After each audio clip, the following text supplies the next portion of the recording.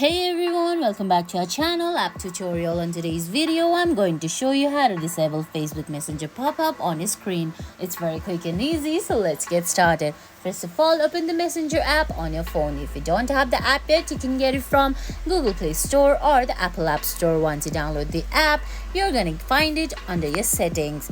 Go to your settings, scroll down and find that Messenger app.